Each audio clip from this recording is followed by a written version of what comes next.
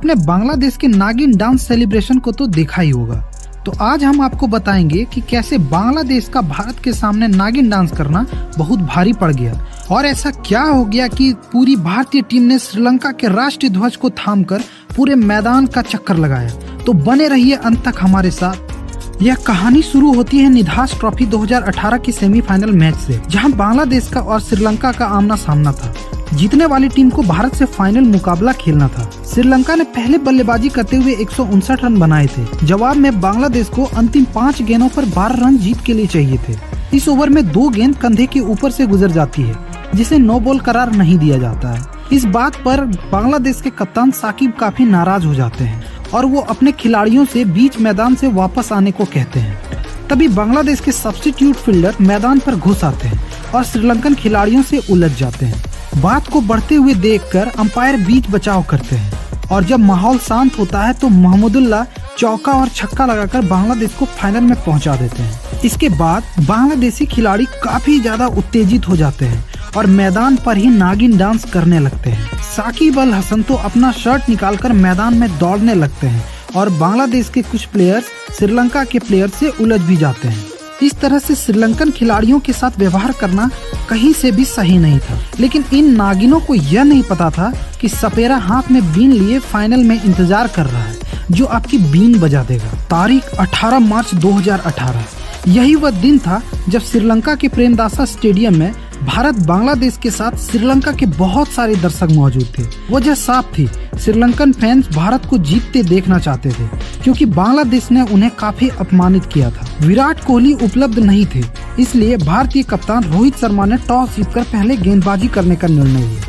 बांग्लादेश की पारी की शुरुआत करने तमीम इकबाल और लिटन दास आए। 27 रनों के भीतर बांग्लादेश ने अपने दोनों ओपनर खो दिए। तमीम 15 रन बनाकर चहल का शिकार बने, तो वहीं लिटन का काम वाशिंगटन सुंदर ने 11 के निजी स्कोर पर तमाम कर दिया। यजुवेंद्र चहल ने 10वें ओवर तक सोमी सरकार और मुशफिकुर रहीम को पवेलियन भेजकर बांग्लादेश का स्कोर 68 पर 4 कर दिया। बांग्लादेश काफी मुश्किलों में दिख रही थी, लेकिन शब्बीर एक छोर पर लगे हुए थे।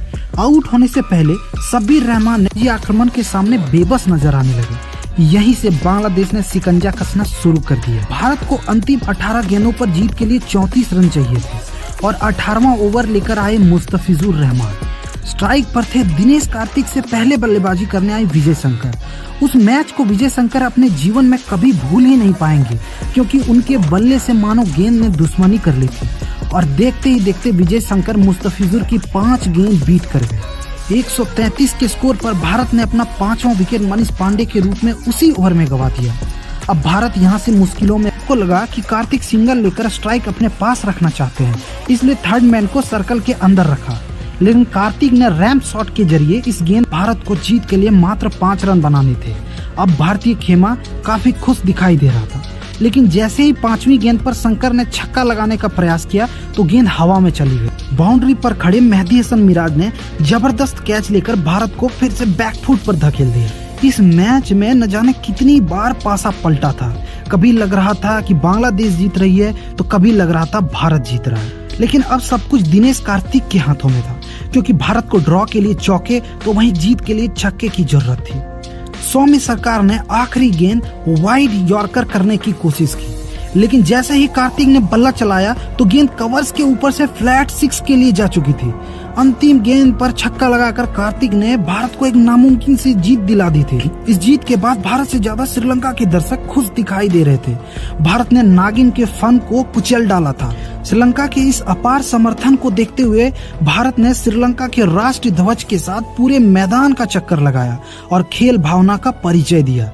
आपको इस मैच में सबसे अच्छी बात क्या लगी, हमें कमेंट करके जरूर बताएं। साथ ही वीडियो को लाइक करके चैनल को सब्सक्राइब करना बिल्कुल भी ना भूलें। तब तक मिलते हैं आपसे अगली वीडियो में एक नई कहानी के साथ। धन्यवाद।